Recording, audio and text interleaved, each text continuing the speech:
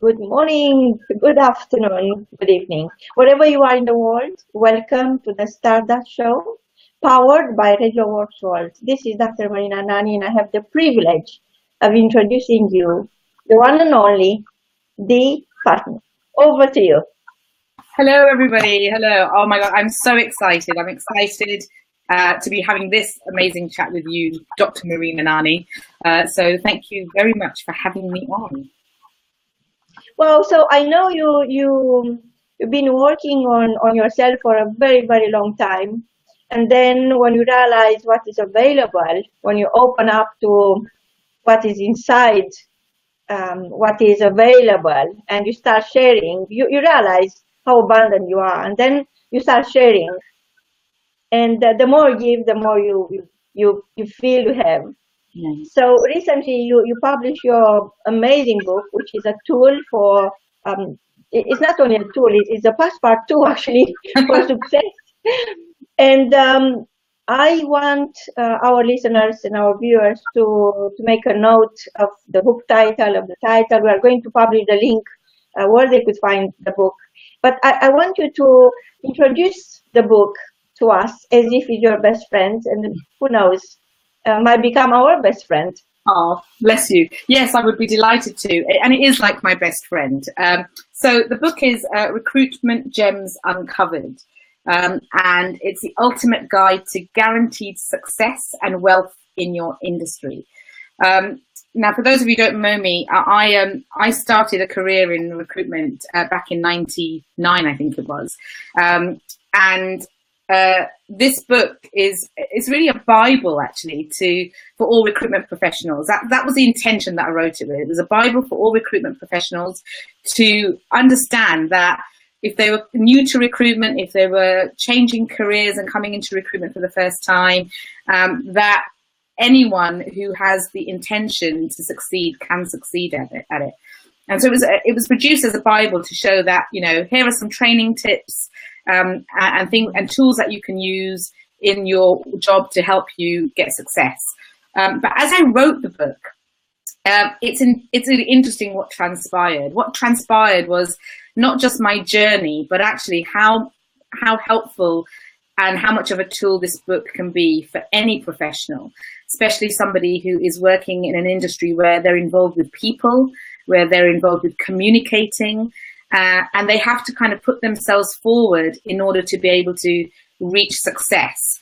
Anyone who has any kind of doubt about what their potential is, I just realized that this book was something that people could read and understand and realize the potential of their brain, their mindset, and what was powerful within them. So it really became more than just a book for recruiters. I honestly believe that anyone who buys this book, even if they're not a recruiter, the story that comes through this is all about your potential that you have within you, but you don't realize it. And the reason I realized that was because I wrote my own story in that.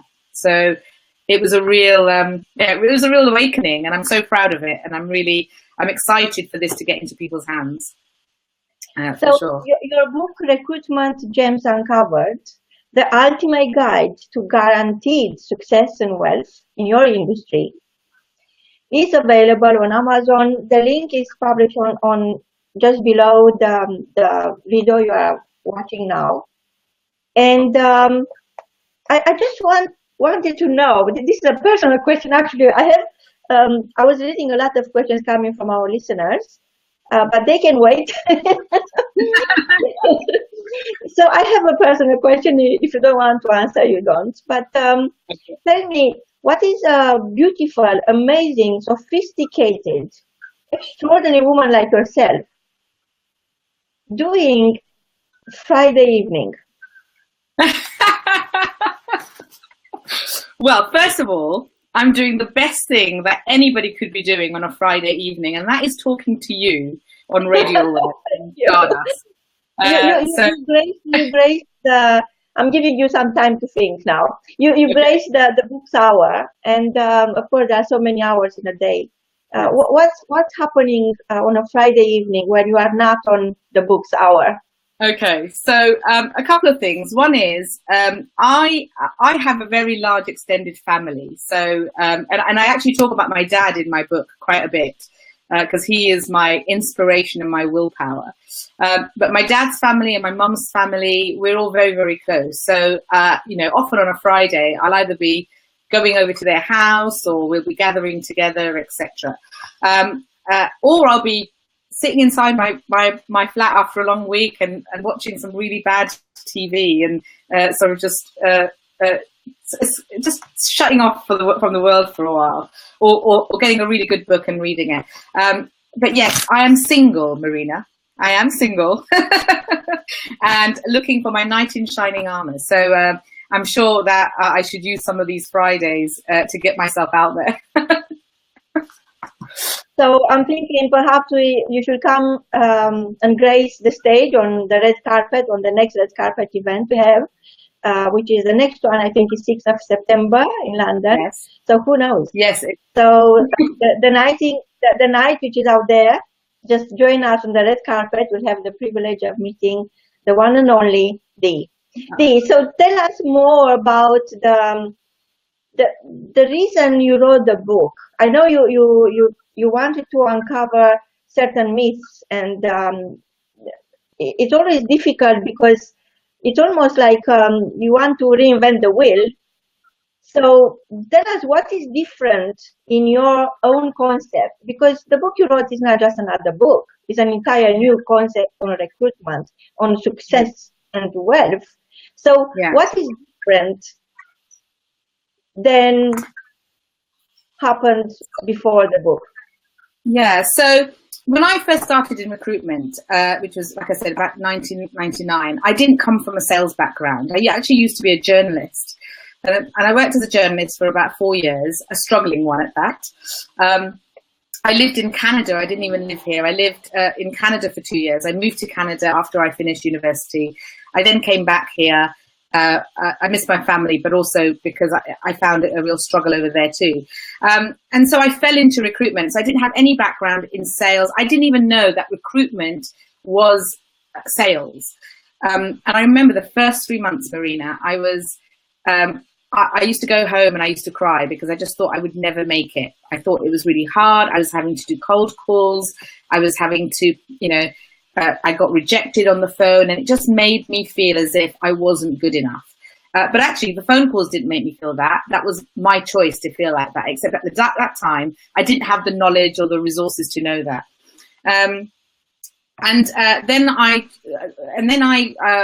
I stepped over personal development world. And my uncle, I remember at that time, he sent me an email saying, do you want to come along to this 3-hour event? And it was all about personal development. So I thought, well, I'll give it a go. Why don't I go along? I went along and I was hooked, but I was still a little bit of a cynic. So I was hooked, a little bit of a cynic, but I eventually booked onto a 3-day motivational weekend. And this was back in 2004, called Fire Your Desire. And at that event, I remember we did a fire walk, we did breaking of boards, we did all of those kind of things. And I couldn't believe the way that my mind and perspective and thought process changed. And that was where I first heard about neuro-linguistic programming, better known as NLP. But for me, it was really, NLP is about the art and science of communication, how you communicate with the outside world and how you communicate with yourself. And it was that really changed the way that I looked at recruitment, because I was like, oh gosh, here I am, blaming the world and, getting upset because somebody is rejecting me or a client is saying no, when I have to ask myself better questions, like what can I ask myself that can change my results? How can I rephrase the question? That is a brilliant question, but I just want to point out something. You mentioned, and you are so passionate about this. I'm trying to make some mental notes, and then I'm jumping to something else. So in many ways, everybody is a foreigner somewhere. So you've been crossing the world looking for a passion, and eventually you discovered that it was inside at all times. And what kept you outside is simply the language you are using when talking to yourself. And you got to understand that apart from speaking Mandarin, English, whatever other languages we could ever learn, the one language you could learn to start with is the language that makes you heard when you talk to yourself. When you listen to the story, you are telling yourself when nobody else is listening. So because we are here on this point talking about your story, I would like to acknowledge and welcome a couple of dear friends, and I will start with Dr. Cherry Chapman. And she sent us a couple of messages. Would you like to read? Obviously, Cherry Chapman's gone. Love you, ladies. Dee is a gem, and Marina is Stardust. What a combination! And then she says, yes, and then she says, all the most incredible women are on this platform. And that's true, because whoever is not here yet, they're very welcome. And we know that without them, the world is not enough. So this is why we try to complete each other. We try to make sure that everybody understands the world is not enough without them, without each one of us. And I'd like to say something about Cheryl, if that's okay, because Cheryl is actually she's acknowledged in the book, because I do want to talk about I wanted to ask you about that, actually. You read my mind. Good. When I was writing this book, so initially when I started this book, Marina, and actually that was when I first met, I didn't meet you, but I came across you, because I remember at that time you had written the book for travelers, I think. And I remember, I just love your story, because I remember how you'd walked into a different conference by accident, and then they ordered like 6,000 books of yours or something. Yes. So and I just remember. This is why now our authors, when they're publishing and selling 6,000 books at the time because of that. Because of that experience. Yes, because their book goes away with the magazine, which is the Quantum of Light.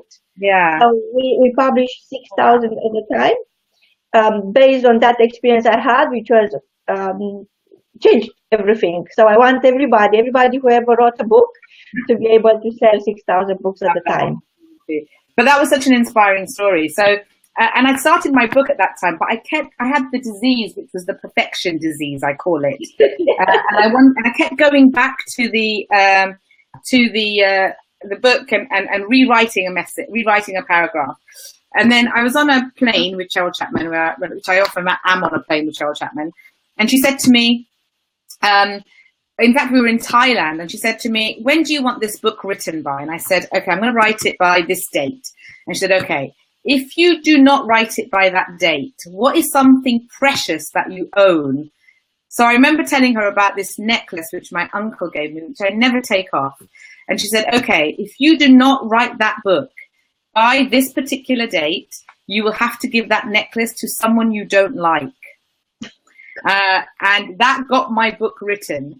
She has been such an instrumental person in my life who has continued to push me, and drive me forward. When I have a bad day, she's the one that kind of makes me see things differently. But when we have good days, we laugh together, and she's a massive contributor in terms of me getting this book done. So I just like to thank Cheryl for that. And I know she's done wonderful things with you as well. Yeah, so it's amazing how many people around the world could say, thank you, Dr. Cherry Chapman. If it wasn't for you, I wouldn't be here right now. And I'm one of them. That's absolutely accurate. And I was wondering, so yes, it's the process of writing the book, which personally I don't think it's difficult. I think, I'm not going to say this again, but I don't think it's difficult. So, because people say, yes, it's easy when you are Marina, but so it's not difficult. But there are moments when you doubt yourself after you publish the book, because seems that all that work, all that passion you put in, basically you open your heart and you allow people to come into your story and visit you, total strangers. And what happens? You discover another stranger who is sitting inside you, and that's yourself. After you write the book, something happens within, and you feel this urgency to share your passion. But most of the time, there's nobody around. There's nobody to say, yes, I could benefit from this. So tell us your experience about sharing your passion after you wrote the book. How you managed to let people in. What happened in reality after you wrote the book? Yeah. So first of all, I think the great thing is that I come from a family who are very open, and we're all very open with each other. So my dad's in my story, and I've given him the book. I don't know if he's read it yet, so I might have to ask him after this. But I talk about his disability specifically. He's perfectly okay now, but we went through a time in our lives when I was about 16 where he went through. He was in a wheelchair for about 18 months. And the world had never told, the hospitals had said he would never walk again, but he was not going to put up with that outcome. And that's why he was a big inspiration for me and a big catalyst in my story. So, having to write about your family and trying to remember some of your childhood moments or teenage moments during that time, you're obviously letting other people know, like you said, for the first time, how you felt, what impact your dad had had on you. I don't think I'd ever told my dad enough about how his illness had had an impact on my drive, but it also had an impact on me wanting to be safe because of what had happened to him. So I think, letting yourself and other people into that story, because that's kind of is a father-daughter or a family environment, and I think that was a big. It wasn't difficult for me, but it was a thought that crossed my mind. But since the book has been out, I mean, I've had people, message me on Facebook saying, I love the fact that it's just written from the heart. The book is written, and I think you just said it earlier on, and I had somebody else who said it as well, saying that the book is completely written as if we can hear you saying it. And more recently, I had somebody from, and the thing is, Marie, I want to say Dr. Marina, that's what I want to say. The thing is, you give it to people that you know, or people may buy the book, but the biggest passion comes when somebody that you absolutely have no idea who they are, they contact you on LinkedIn and they say to you, I read your book 3 weeks before I had to go for an interview. And I read your book, it was given to me. So somebody actually bought the book and gave it to them. And it was given to me and I got the job. And now I keep this book on my table because it's so simply written. So when people say things like that, that's when I want to go, I need to get this out to more people. Because that's just one person I've heard from. So, for me, it's really about getting the book out, more people knowing, and an opportunity like this, that you've given me today, is exactly that reason. Because for me, this interview will be shared, on my other channels, all that kind of stuff, just to get it out there. So opportunities like the one you've given me is so appreciated because I know that I'll get the message out there. So I remember a similar experience when I had my first mastermind in Hawaii. A woman. So I never been to Hawaii before at the time. It was my very first trip, so I knew nobody. I was waiting for my clients to arrive next day. So I was crossing the street, and everybody was in shorts, and I was with this English clothes, So I thought, I saw a woman waving at me, so I thought maybe she thinks I'm a bit odd, and she's waving, it's okay to be dressed. Dressed such a hot day. But then she came and she gave me a hug, and I thought, oh my God, what's happening? I thought she must be a case of mistaken identity. I said, you're not here. I said, just we met. She said, no, but you saved my life. I said, what? I couldn't understand what she was talking about. So she received my book as a gift from somebody in South Africa. So this is on the other hemisphere, yes? Yes. And she was about to get bankrupt, but because she got that book where I actually shared the formula of running the business. Perhaps I gave too much at the time, but anyway, I got smarter now. I only give you the map, I don't give you the whole boat. So basically, it was a turnkey solution to the business. So she turned it around, and she said I was suicidal, and I didn't know what to do next. Nobody will help me, and I started reading the book, and I just followed step by step everything you said. so so yeah. Wow. So and she gave me this orchid, which I usually have it with me, and I wanted to share that with you. But Wow. I still have it. So for me, it's the proof that at least out of all the books we write or we share, or all the book launches we do around the world, all the red carpet events, at least I helped one person. I know that. And that is just the beginning, of course, but that makes me feel that is all worth it.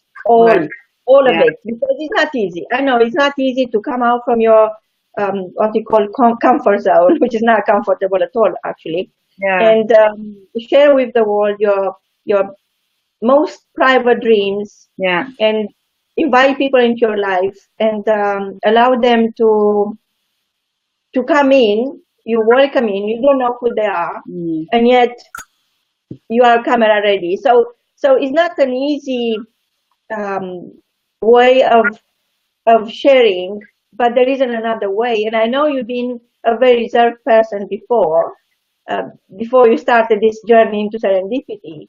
And look at you now.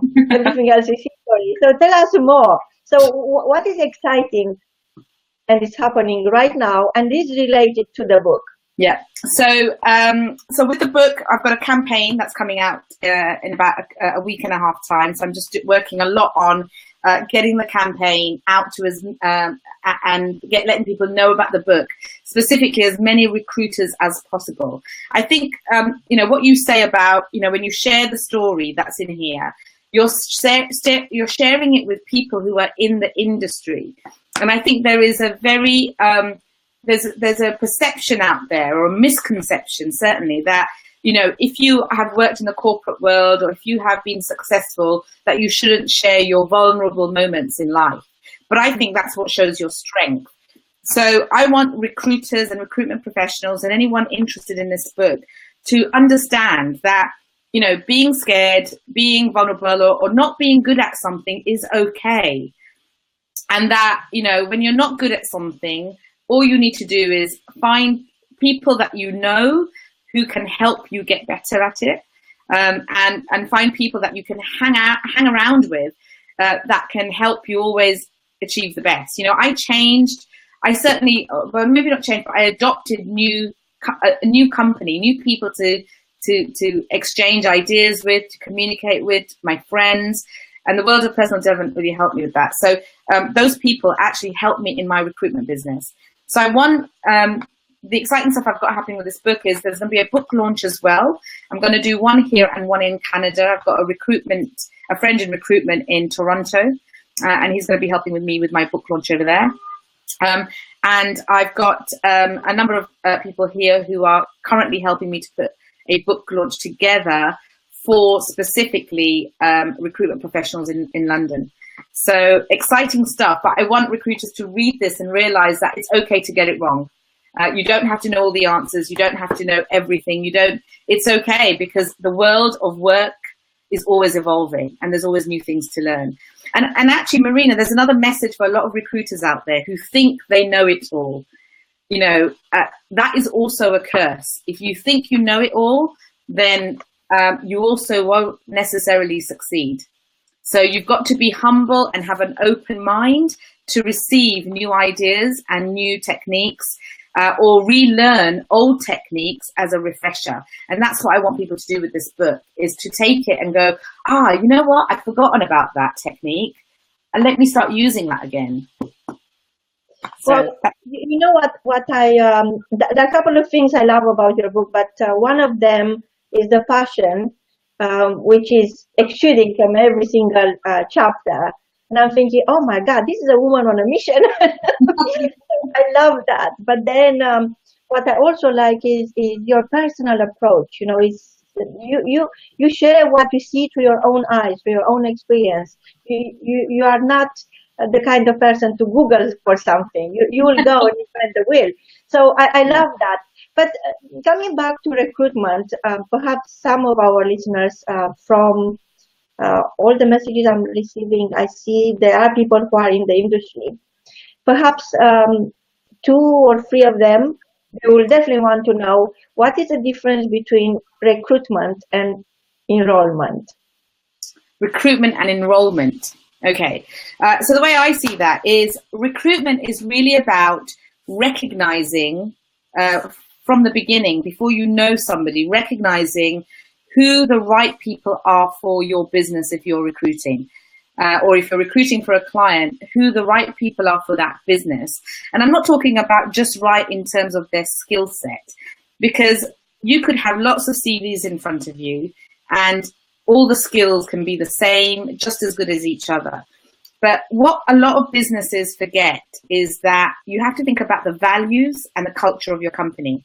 And also, what's the real passion and values of this person?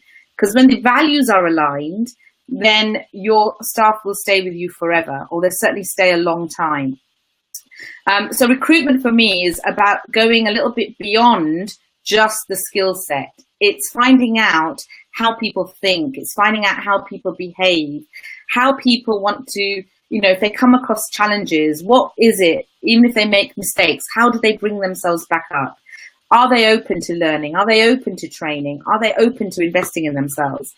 And whenever a business is recruiting, rather than just just look at a job description and go, okay, they tick these boxes, look at the person. Do they fit in? Are the values aligned with your business? And if they're not, it doesn't mean that person is wrong. It doesn't mean that person is not good at their job. It just means that they're a better fit for a different culture of a company. And the enrollment part, I think, is really, really important for businesses to take care of. Because once you offer a job to somebody and you promise them that you will take them on and you will, they will be part of your company, part of your culture, they will be involved in helping your business grow, then you want to make them feel like they are part of that business rather than just an employee. So when you enroll them, make sure you take time for them. Make sure you take time to look after them. Make sure that the other people in the team don't feel threatened. Make sure other people in the team can see why that person is bringing value. Because otherwise, if you don't think about all of those different things, what will happen is there'll start to be a lot of resentment and storming right at the beginning of somebody's enrollment. And what you want is that person to feel welcome right from the beginning. Another question they asked me not to disclose their name is, what is your opinion on office politics? So here's what I believe. I believe that no matter where you go, there will always be some kind of office politics. And there is actually a chapter in my book that talks about communication within the team. But there are 2 things, and I'll talk about these 2 things. There's 2 things that I think can help with, rather than office politics, office challenges is what I'd probably rephrase it as. The first thing that will help is always communicate. I think as long as you express yourself in the right way and you communicate in the right way, then you'll always be understood. Because sometimes office politics, office challenges arises from people simply not understanding where the other person is coming from. There is a saying in NLP that says everyone's behavior has a positive intention for that person doing that behavior. So always think, okay, if they're behaving in such a way, what might have happened? Could something have happened at home? Maybe they're having a challenge in their work. Is there some way that I might be able to help them? So rather than retaliate, just respond.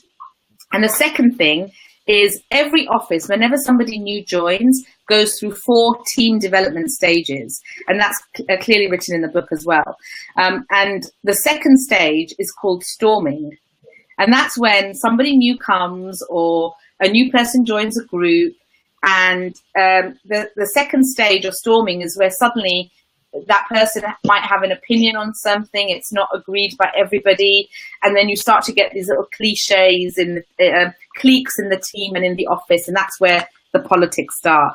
So the key is, and again, the book explains it all, is how do you get from storming right through to performing? There are steps that you can do to get you to the performing level, because really you're all there for the same reason. You're there to make yourself money, make sure you're succeeding, make yourself successful, but also make the business successful. So your overall aim as being part of a team is the same, but there's too much devil in the detail. So when you get into the detail, you start to disagree. So come out of the detail and start to see what the bigger picture is. Wow, what an answer. I know, I think I'm like you, I give a lot. but like I said, there's a real good chapter in the book about it. Yes, so the book is available right now on Amazon. This is the link. We're going to put it as a comment as well. We are going to write an article about your book, and it's going to be published tonight. And hopefully it will go into the next, The Quantum of Light, which is a global magazine for authors by authors. Mm-hmm. And I want to acknowledge and say thank you to the Radio Works World team. We have a couple of messages full of life and love and laughter, as Dr. Chapman might say. Somebody which is now signing, good evening. Then we also have Sue. Perhaps you know who she is, if you want to say hi. Yeah, she's one of my contacts. In fact, Marina, she's the one who said that the book she felt was written from the heart. That was one of her comments. Oh, thank you. Then we have Dr. Jill Barham. Hello, Didi. Then it's a great book. Somebody else says, Radio Works World, we have no office politics, but we have a great team. So everybody's joining. Lovely to see you, Stardust Queen. Thank you. There you go. My good friend has abandoned their recruiting parameters in favor of recruiting the fee. Let's find the recruiting parameters in favor of recruiting the Lee. Okay. Not quite sure exactly what that means. In favor of recruiting the Lee. Perhaps a person that fits their culture, as you say, Lee. Yes. Yeah. Then somebody else says, is your book relevant for the entrepreneur who wants to outsource?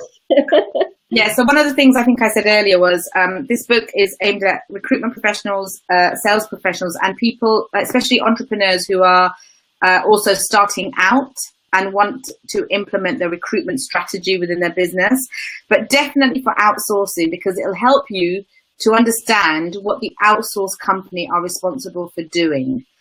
So that means is that when they send you people, that you know exactly what kind of questions you can ask them, what they should have asked the candidates that they are sending you, and also if you're dealing directly with the candidates yourself from an outsourcing point of view, the interview section in here will allow you to ask interviews in the right way, and that way you don't waste your time by calling people in. Wow. So I know your book is almost better than a map. It's mapping all the stages, all the steps you could take from where you are to where you want to be. And of course, you have a lot more to offer. For somebody who wants more, there is more.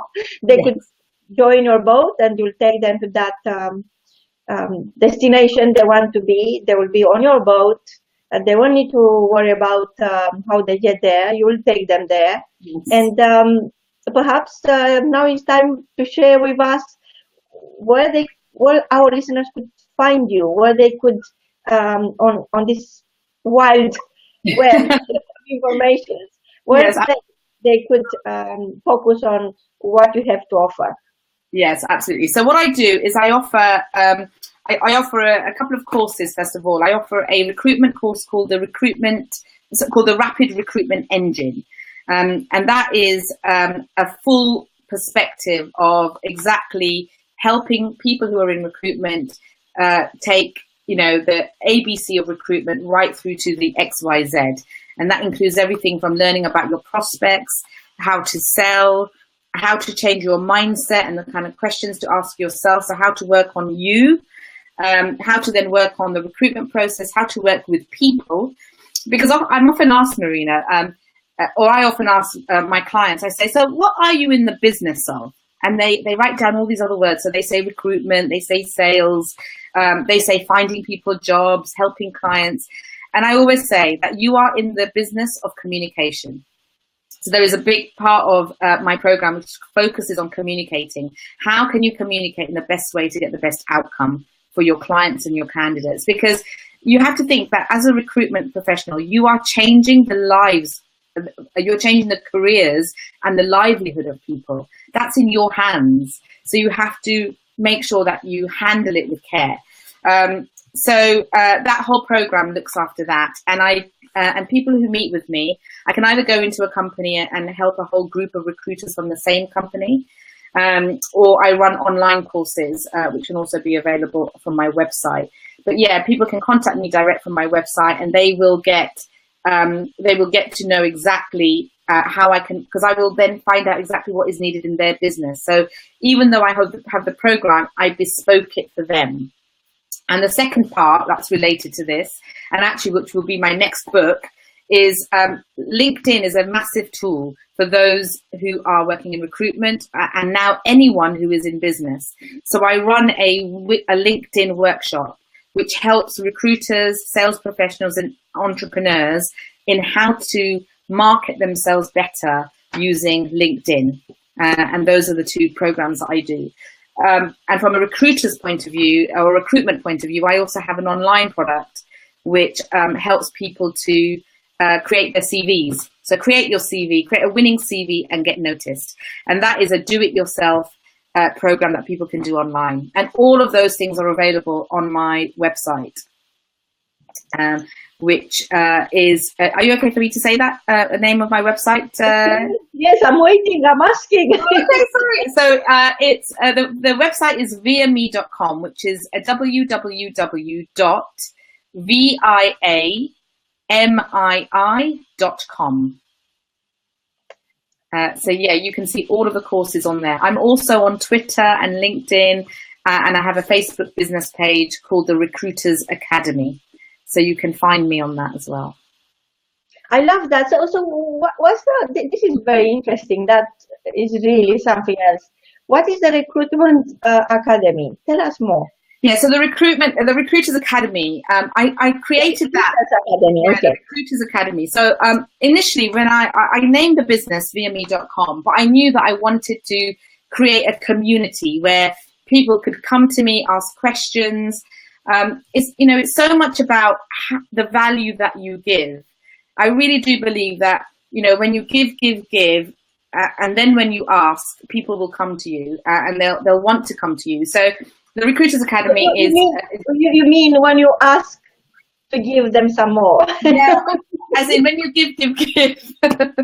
When you give value, when you give to people, then and then if you ask for something, people will want to give it to you because they've learned so much from you instead of just asking for things.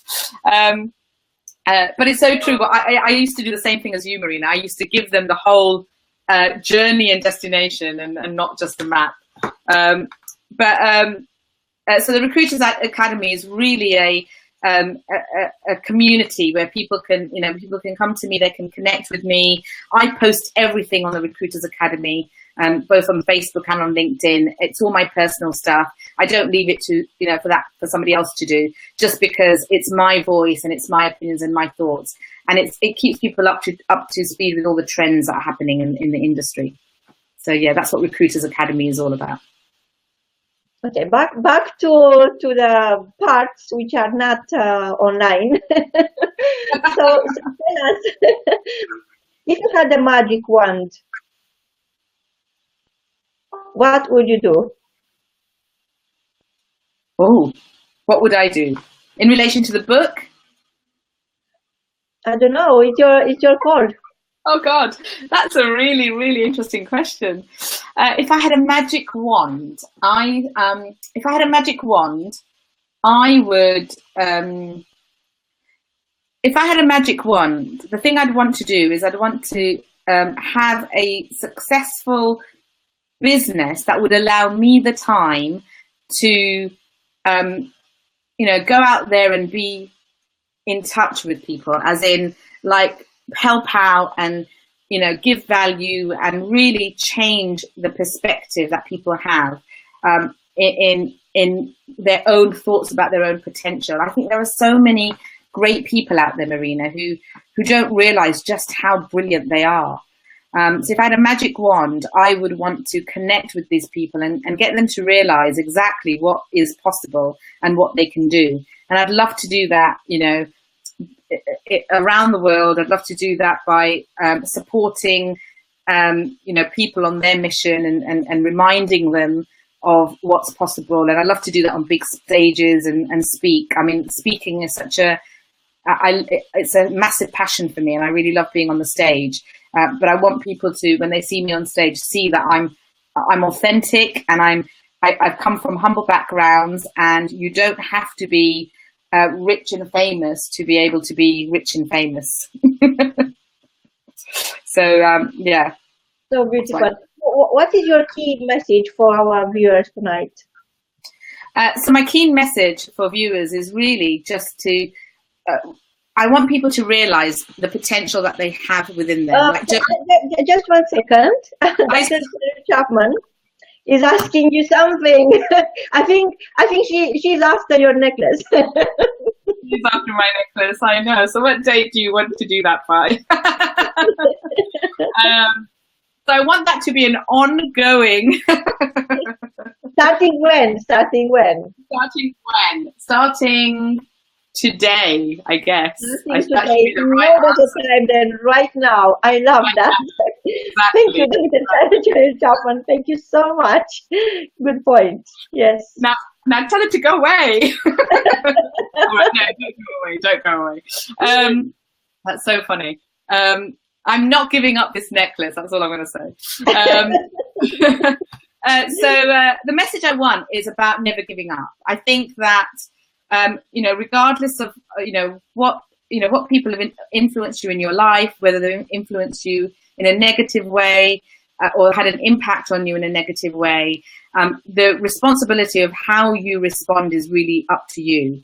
And I think that the message out there for everyone, not just recruiters, for anyone out there, is whatever your passion and whatever your belief is, go out there and really live it. Your beliefs can be changed. Your old beliefs can be changed to new empowering ones. And I think that's the thing I want people to understand, that you don't have to live with the same belief that you had when you were 6 or 9 or 10 or 20 or 30, whatever.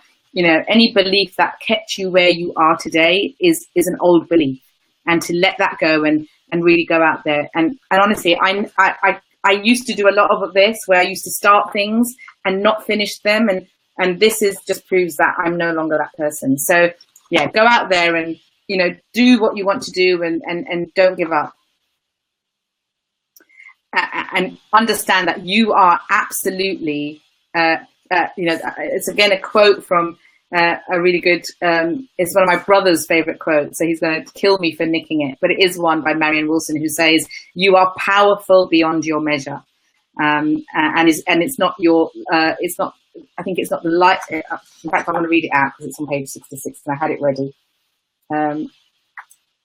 So it says, our deepest fear is not that we are inadequate. Our deepest fear is that we are powerful beyond measure. It is our light, not our darkness, that most frightens us. Your playing small does not serve the world. So, and I really believe that that's what we should more of, that serve big, play big, and go out there. Wonderful. So I know this is just the beginning. Perhaps we are going to have a series on recruitment for recruiters and for people who really want to upscale their dreams. And I know that we've been a little bit over. Actually, we doubled the amount of time we had for the show, but it was very hard for me to let you go. So come back, Dee. We can't wait to have you back with your new projects, with what's happening, with your amazing breaking news. And definitely, we have to meet on the red carpet on the 6th of September in London, because your night might be there. You never know. I'd love to be there. From both of us, from both of us, until next time, because there is a next time. We promise, yes. Share your stardust. You are stardust. You are stardust. Thank you very much, Marina. Thank you very much.